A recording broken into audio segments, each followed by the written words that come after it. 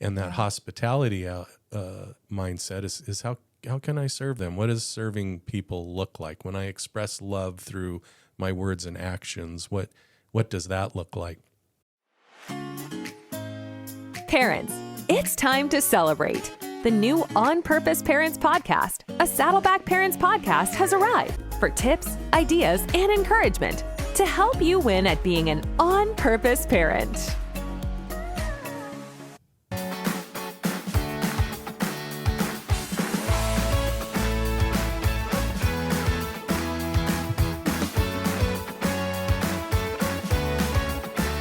Hey, everybody. Welcome back. Welcome. Good morning. Good morning, Grace. Or good afternoon. Good afternoon. Or What good is evening. it? I don't know what it is. It's still morning time. Producer Chris, good to see you. Thank you. I'm hungry. Grace, you're hungry. It's hungry time. It's I'm hungry time. That's usually my mode. Wow. But that's you today? Yeah. It is. That little roll-in music I liked. Yeah, that was pretty So cool. Chris, just help me out. We're doing a different song every week in hopes of landing on one that becomes our permanent roll-in song, or is it just going to be a different song every week because that's fun? I think just because it's fun, just to kind of mix Yeah, things it's up, fun. get your reaction to it, see how it makes you feel. Okay, I Makes like me that. feel good. That one, that one to me sounded a little bit like a Christian song without the lyrics. Oh, Here, huh. yeah, play that. Oh. Splashes, it's called. I thought you'd enjoy it. It's not really surferish, but it has a surfer turn. Jesus loves everybody, yeah. Oh my See, it goodness. sounds kind of like a Christian song with the lyrics taken out. Kurt worship session right now. Okay. Well, hey, everybody, welcome back to another episode of our On Purpose Parents podcast. So glad that you are taking the time to join us. Yes. We try to keep the podcast around 30 minutes. Sometimes we're a little bit longer, sometimes a little bit shorter. And thanks a ton for joining the conversation. And we do hope it's a conversation. And the way that you can, as always, participate in the conversation is to send us a question or a suggested topic to parents@saddleback.com, parents@saddleback.com, with a question, a comment, a yes and, maybe about something else we've shared on the podcast. And we refer to that stuff, and we certainly use it as fodder for upcoming topics and conversations. Yeah. So thanks for those of you who have reached out to us via that email address. Last episode, we did the Q&A, and like we are in a little bit of a habit of doing, we'll usually pick a little bit tougher, or not tougher, maybe just a question that requires a little bit longer response to dedicate a follow-up show to. And so that's what we're doing this week. We've got a question that wasn't part of the Q&A last week because we thought, that we could probably talk for a little while about that. Chris, what is that question? Yeah, so there's actually a couple questions that kind of came with the idea of health that we came up with. So like one was, how do I get my kid to eat properly? You know, they're not eating the right foods, or another one was, how do I get them outside to exercise instead of playing video games all the time? Right. Another one is it had to do with spiritual health. So how do I get them to read the Bible? Yep. And, that kind of thing. Yeah. So we're going to tackle each one of those individually, or we're rolling it up into one conversation today? I think just what we can do is use Luke 2:52 as a template that says Jesus grew in. It's talking about Jesus when he was younger, right? And he grew in wisdom and stature, favor with God and men. So we kind of look at those four different parts.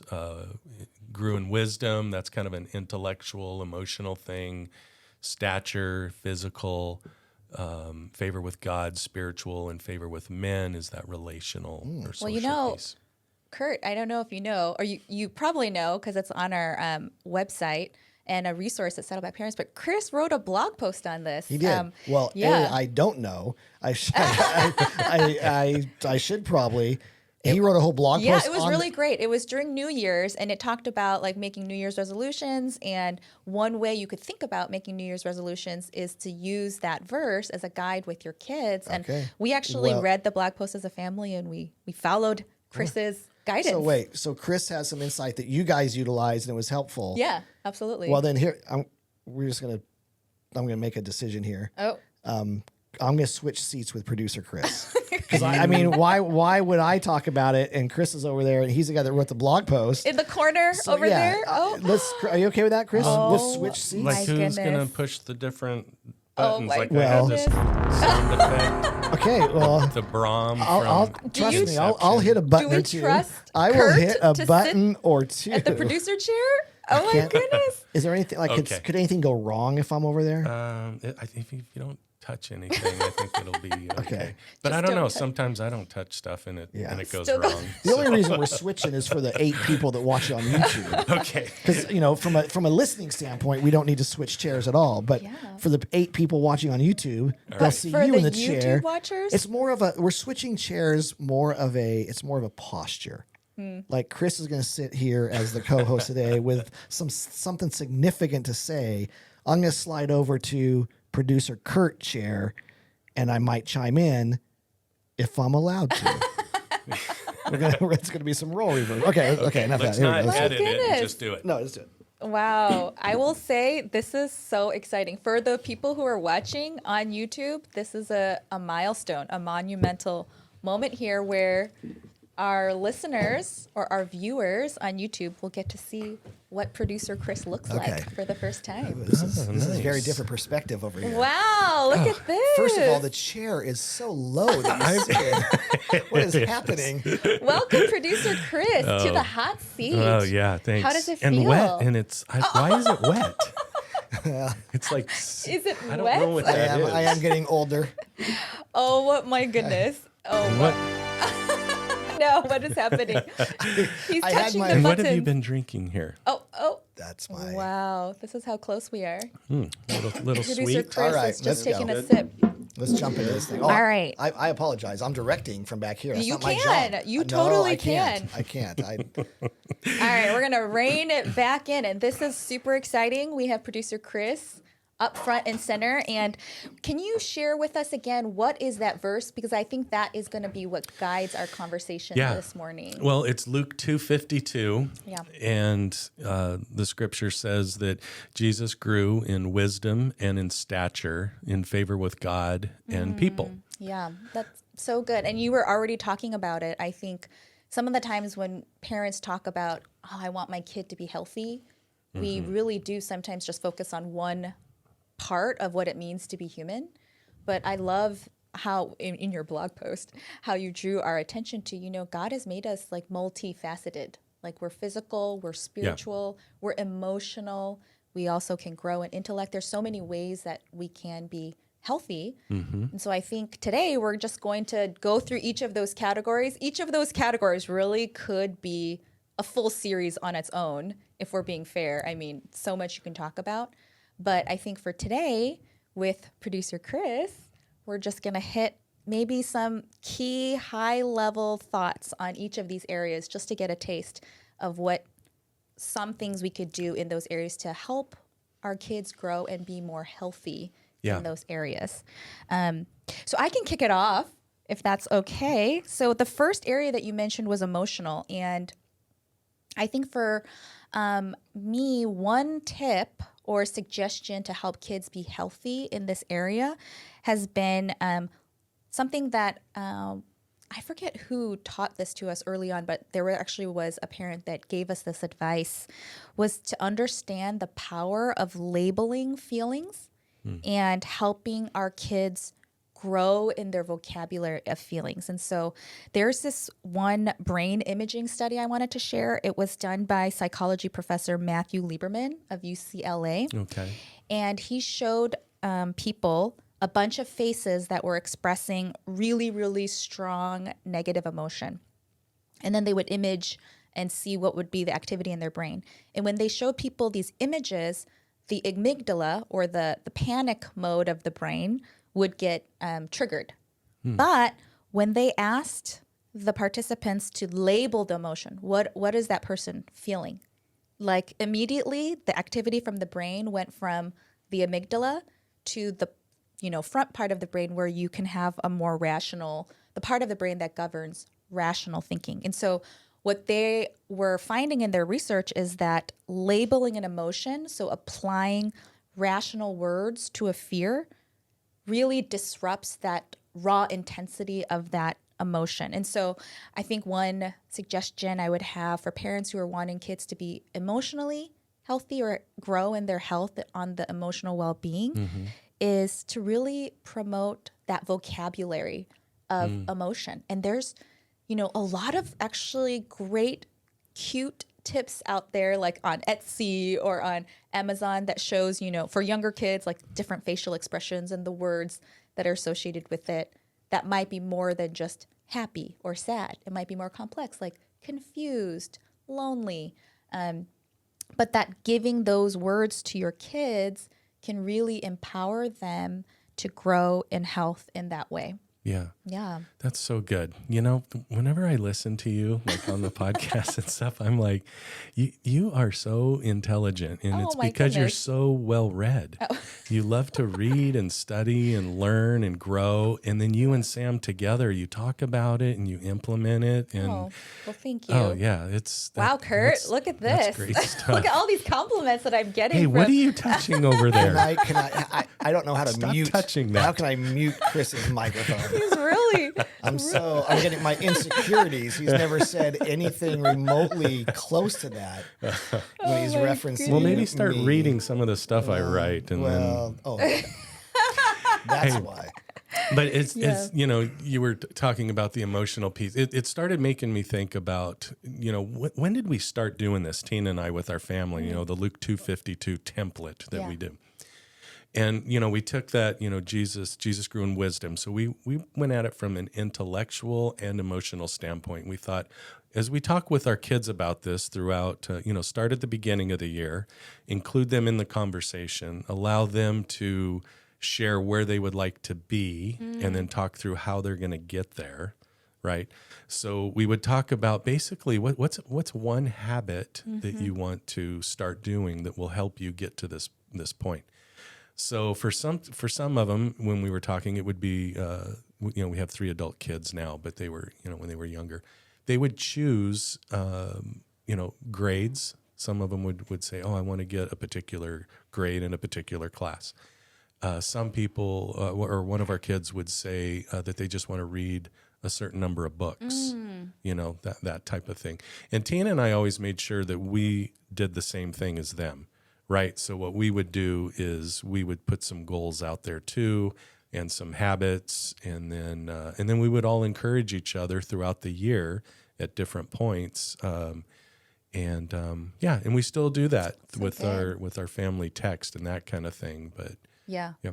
That's so great. I mean, that really did help our family when we talked about New Year's. Because at New Year's, when we talked about our New Year's resolutions, because at New Year's, it could just be like overwhelming. Like, what is our goal, right? Yeah. Like especially when talking about with kids, it's like, well, I don't know, what is my goal this year? And thinking about the different ways that we could frame our goals into these categories was great. And also, like you said, talking about habits.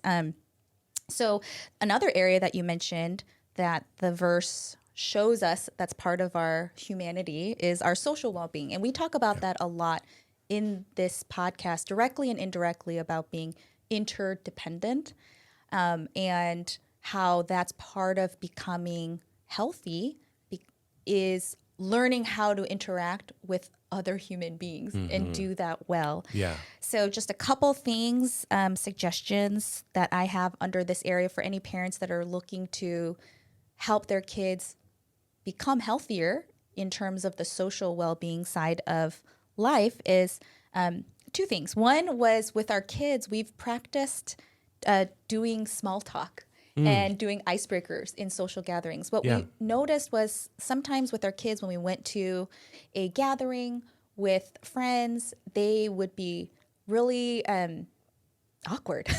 And there's nothing wrong with that. There's nothing wrong with, you're kids. Adults were awkward too, especially when we're meeting new people. But we wanted to help them. Okay, it doesn't have to be so awkward.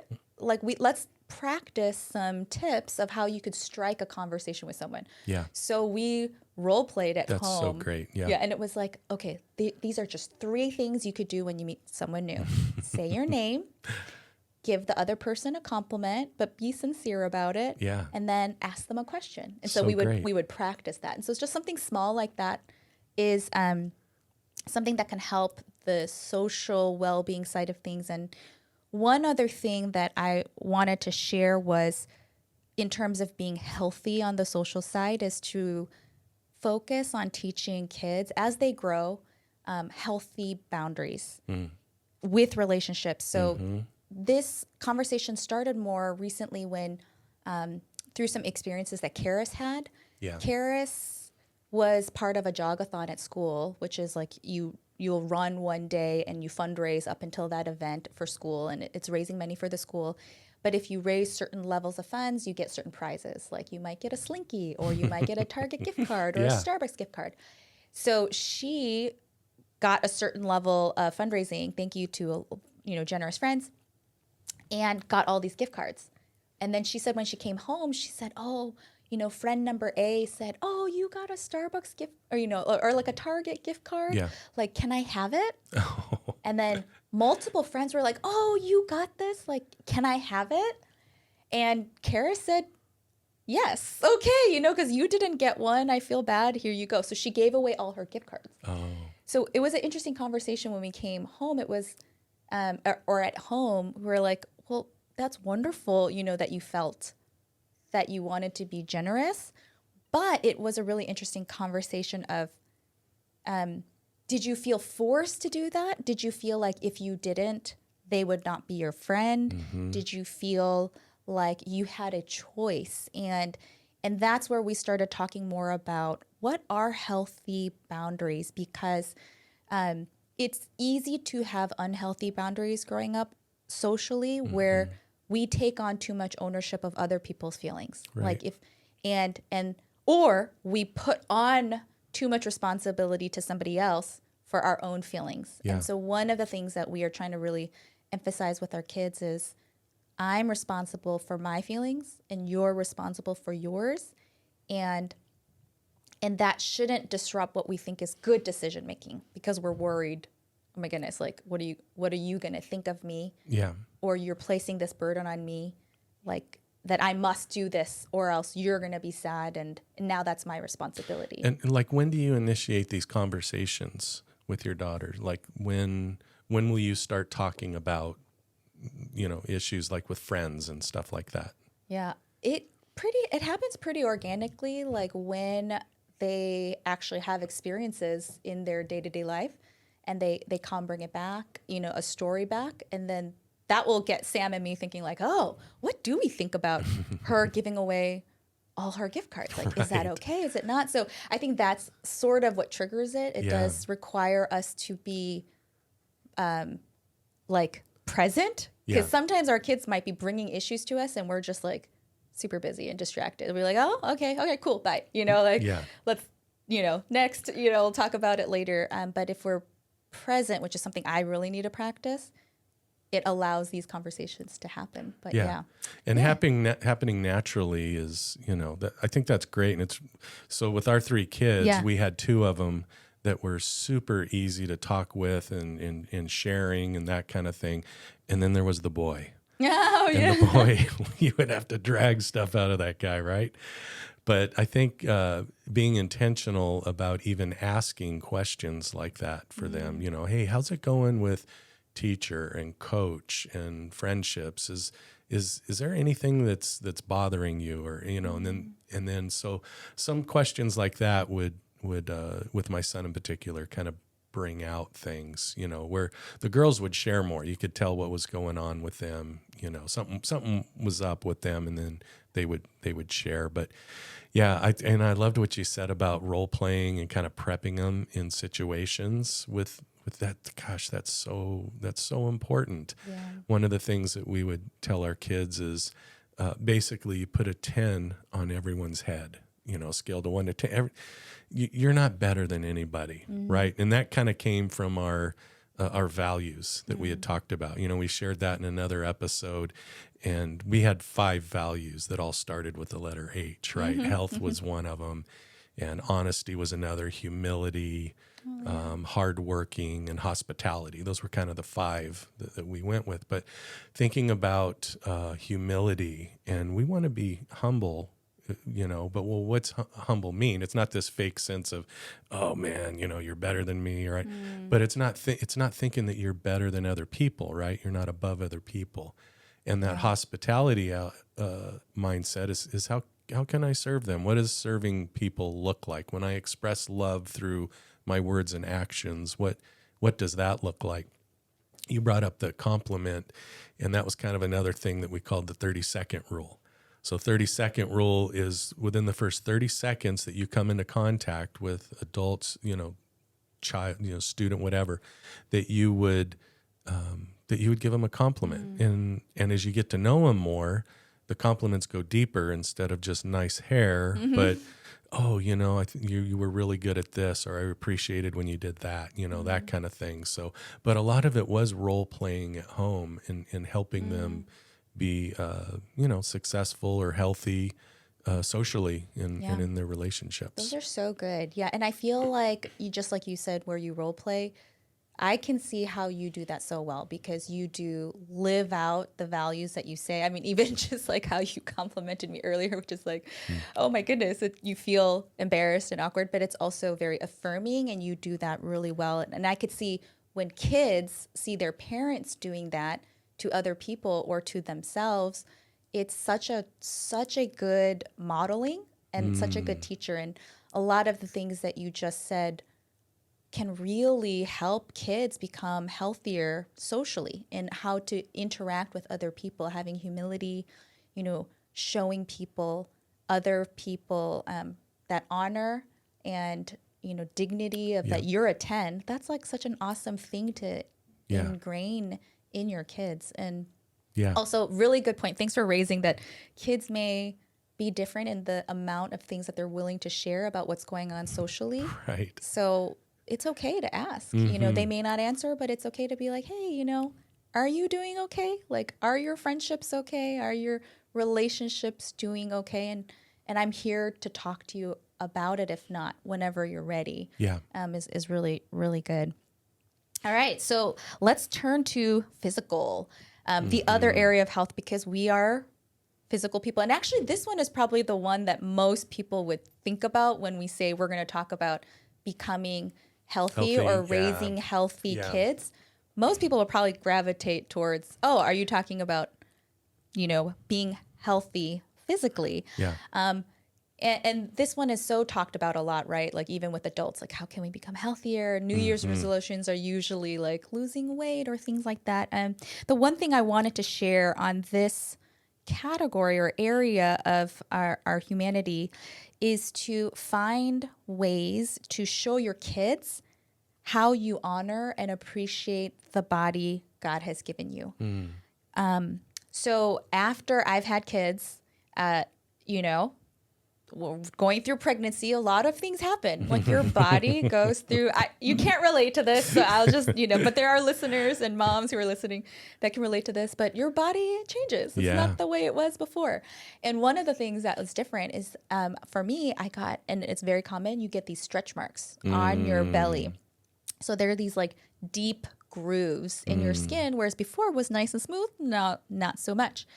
And so when my kids were younger, they would look at my belly and be like, what are these? Like, what are all these like squiggly lines? Yeah. And I remember making an intentional, because I would personally feel insecure about it. But I remember intentionally thinking with my kids, and I'm going to lean into this, is I'm going to be proud of the body that I have. And so and Zoe, my youngest one, latched to this most, but I would say like, these lines, this is my trophy. This is my trophy that is the sign of accomplishment for me of giving birth to you. And I'm so proud of that. I'm so proud that my body was able to carry you and deliver you, and you're so special. And it's a trophy. It's like, what an amazing thing. And so what's great is that Zoe like has no other reference of how to interpret stretch marks.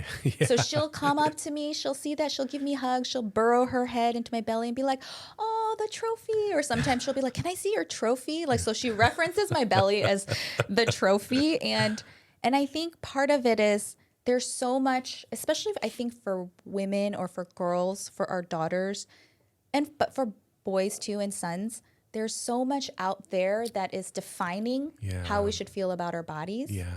But as parents, we can be that interpreter. We can define how we view our own bodies. And what's great is that once you get into that habit of honoring our bodies, not speaking down about it, not like letting our own insecurities spill over to how we talk about our bodies to our kids, it, I think, will naturally promote a desire to take care of our bodies. Oh, okay, That's good. to eat healthier or eating healthy to take care of our bodies is a wonderful thing because our bodies are awesome. Yeah. It allows us to do great things. And so that's, I mean, without going into like how to, just eat healthier, because I think there's a lot of resources out there. I did want to just kind of share that perspective. Yeah, that's great. And, you brought up a great point about that really gets down to comparison too, and just how bad comparison can be, that either you're feeling really bad about yourself because you don't look a particular way, or you're feeling really good about yourself because you don't look a particular way, right? So it's that pride or just really feeling bad. But I think, as we talk about what health looks like, and in general, when we're speaking in each of these areas, we want to raise healthy adults, right? When they're adults, we want them to be healthy. And one of the big ways to do that is model it ourselves, right? So when we take that physical aspect of it, that's one of the areas I look at is that I have regret about when I look in the past and think, gosh, I should have did a much better job. I mean, I could think about that in so many different areas, right? Of parenting, and we don't want to live in that, but visiting it once in a while and being like, and then kind of encouraging parents in a different way, like, hey, don't do what I did with that, But one of the things that we would talk with our kids about in physical health was just what it looked like. So as it relates to, hey, here's some components of physical health. Sleep is a big one, that we need to get sleep. Drinking water is a big one, right? What you're putting in your body, the types of food you're eating. So kind of educating them on that. The exercise, working out and that type of thing. And then also supplements, and taking vitamins and things like that, right? So we would kind of talk through those different pieces and talk through, hey, what habits do we want to start? And I remember one time, and some of them were just really small ones. One of the habits that I wanted to start health-wise for the year, when we did this at the beginning of the year, was instead of half and half in my coffee, I want to put in something that's healthy. So it would be like collagen powder and, some superfoods, that kind of thing. So I'm not going to use this inflammatory creamer. I'm going to use something different, right?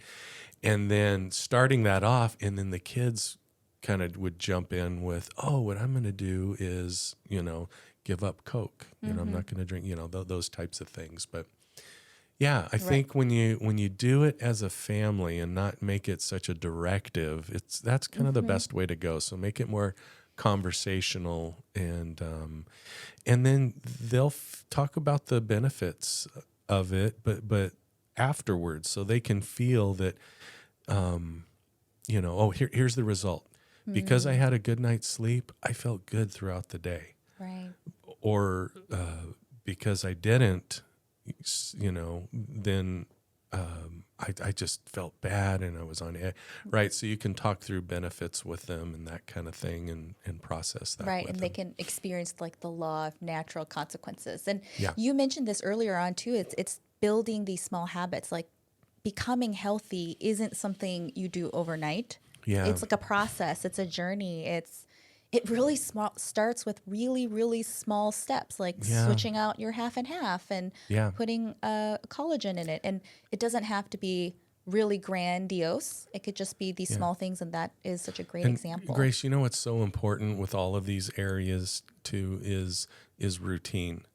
So what does our daily routine, what does our weekly routine look like? And then the routine becomes the habits, right? And then the habits become the things that we do, ultimately who we are. So if we want to be healthy in a particular way, we have to have these particular habits. And to get these habits, we need to include them in our routine. Right. So that's a huge piece. Yeah. Just a real quick aside. One of the things that you said reminded me, my dad, when we were younger, about health, the physical side of health, would always say, chew your food 100 times, and I'd be like, okay, whatever. But really what he was trying to convey is we should appreciate and enjoy the food that we're eating. And that also helps us get pleasure out of life, which God has, created us to experience because he gave us taste buds. Yeah. That's something we That's used good. to talk with our kids is he didn't have to. We don't have to have taste buds. We can just eat to survive. But there is joy in eating. There's pleasure in eating. And when we take the time to savor it and teach our kids, like, was that crunchy? Was that salty? Was that sweet? And to recognize, and these fresh vegetables are, let's describe it. Sometimes we'll do that too, like pretend like we're at a cooking show and describe the foods. And I think all of that, making it tangible, but enjoying it and then kind of giving that gratitude back to God. Thank you. I'm going to enjoy this food can kind of bring a little bit of health around sometimes where it could be a lot of unhealthy things that exist in the world when it comes to physical appearance or physical health. Yeah. So much of parenting too is modeling, and it's also conversation with your kids, processing it with them, right? So it's not the do as I say, not as I do type thing, right? It's like we need to model these things. So how can we do it? And we even can share to some extent our struggles with our children when we're going through certain things. And even now, my one of my daughters is in her late 20s, and what we do is we text each other every day, and it has to do with the physical piece, right? So just encouraging each other, keeping each other accountable, that kind of thing. But this kind of started way back when the kids were real little with different things. Right. And like you have established that root, and now that you have adult kids, your relationship can continue in encouraging one another to grow in health. That's beautiful. Yeah. Okay, so we've talked about, what have we talked about? We've talked about emotional well-being. We've talked about social well-being. We just talked about physical well-being. So our last one, as guided by the verse that you shared, Chris, is spiritual. Yeah. And how can we help our kids grow in their spiritual health? Like we talked about small habits, small things. One thing that my family and I do or have done over the years every night is we just pray together before we go to bed. So something small like that, you could just be building in a small habit. But the main, I guess, encouragement that I wanted to give on this was to lean into storytelling. And this might be more relevant with parents with younger kids, but if we can find ways to bring Bible stories to life or the lessons that Jesus has taught us to life, not just like as a command, but as a story, it is so effective in getting deep into their soul and their psyche and starting to be something that they can remember more easily, but then tap into as they also develop in their understanding of spiritual things. And they say, storytelling is like the oldest form of education. Like cultures have done this, right? Like you just pass on story from generation to generation. And I think by leaning into stories, it really does help underscore to our kids that spiritual health is not about a checklist of doing things that make you a good person. It's about relationships, because stories are usually a journey of someone's experience that they've gone through or how they've interacted with other people. Yeah. And it really highlights that is the heart of what our faith means. It's to love God and to love other people. It's what Jesus said is the greatest commandments. So a couple there's a lot of resources, but a couple of things that our girls really likes is Bible Come Alive. That's like on YouTube, but they take the stories and they tell the stories, the Bible stories in a really fun and creative animated way. But also, and I mentioned this in an earlier podcast, Your Story Hour, it's just audio, it's not visual. They've been around for years because I listened to them when I was little on cassette tapes. But they have great stories. Like they do all the Bible stories, but they also do like biographies.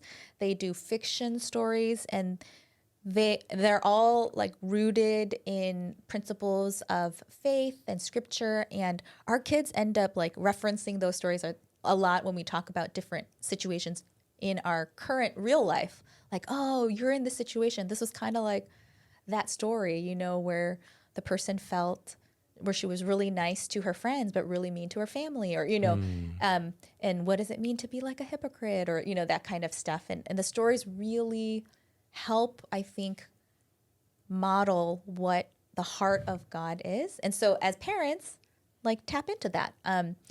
I recently had an opportunity to talk to someone who shared her testimony with me, her story, her journey, the difficult things that she's been through. And it was so inspiring that evening during dinner, I shared it with the kids as well. Like, I kind of recounted everything, like play by play. And there's opportunities like that we have as parents, like to convey other people's stories too, not just our own, but to keep our eyes open for stories and not to be afraid to be like the master parent storyteller when it comes to thinking about helping our kids grow spiritually. Yeah. Yeah. Yeah, that's good. So, when I think about what is our on purpose parents, what is this whole thing about and what we're doing? And it's really, we say we want to help parents win. What do we want to help them win at? Well, being an on purpose parent. Well, what is an on purpose parent? Well, it's a parent who's focused on raising their kids to become interdependent, lifelong followers of Jesus who desire to make a kingdom contribution. And in that, we find our 5 purposes, or, like what Kurt said in a previous episode of basically Cliff Notes of the Bible, right, is that God, what we're here for, why we're on this planet, is to love God and love people. And what does that look like? That's what we say is healthy, or what we call purpose-driven or on-purpose parenting, is doing those things. So when we look at the spiritual element of our kids, are they being healthy? How we're raising our kids that way. How do we do that? What does that even look like? And that's basically what we've put this, ministry, this group of people serving to help parents figure out what that is. So we have there's like 7 blogs that are up now defining, hey, here's what an on-purpose parent is, here's how to be one overview, and then each of the ages and stages we kind of go through. And so check that out, onpurposeparents.com/blog, and that'll get you right into where our blogs are at. But when we're looking at being an on-purpose parent and helping our kids spiritually out, that is that when they become adults, they'll be healthy. That one day, truth is, all of us are going to stand before Jesus, and what we want to hear is "well done" from Him, right? So we're helping our kids get to that point, and parenting is so hard, right? It is the most important job on the planet. There's nothing more important than that. And it's also the toughest job on the planet. And that's why you can't do it alone. Yep. You definitely need God's power, so to stay connected to Him. And you need the support of other people. And we want to be there. That's why we say we're your people, we're your friends, we're here for you. And we're going to keep making podcasts and blog posts and other resources that'll help you win in these particular areas. That's really good. Yeah. Thank you so much, Producer Chris, with your blog posts sort of inspiring this whole thing. And you're absolutely right. Our vision, our goal, our heart's desire is to go alongside parents that are on this very challenging journey, but also beautiful journey, but exhausting journey, but also thrilling journey. I mean, it's like one of those like whiplash. You could be high one moment and low the other. Yeah. But we want to walk alongside parents and help parents for themselves and their kids become healthier. And as Jesus said, I've come to give life and life to the fullest. Yeah. We want John 10:10. Oh, thank you. There Favorite you go. scripture. Love that. We want for ourselves as parents to live that full life God desires for us and to be able to pass that to our kids. And we'll just wrap it up by saying, if you've listened to this podcast and something struck out at you, I know there was a lot of things we talked about. If it's just one thing, that's totally fine. You don't have to be absorbing everything. Just walk away with one small nugget that you might be able to apply in your life. Or if you're feeling a little overwhelmed that there's so much to do, please don't feel like you are inadequate, because what we're trying to do is really just put a lot of things out there, and hopefully something sticks that encourages. And we're going to continue this journey on with you. It's not done overnight, and we're going to be there right alongside with you. So thank you all for joining us for another episode, a very special one with producer Chris, and we'll see you all next time. We love you guys, and we love your family. Bye everyone. Thanks for joining the On Purpose Parents podcast. If you enjoyed this episode, you can help us by rating and reviewing our podcast on iTunes. If you're listening on our Saddleback Parents YouTube channel, please like and leave a comment. Also, remember to subscribe to our podcast and share it with your friends.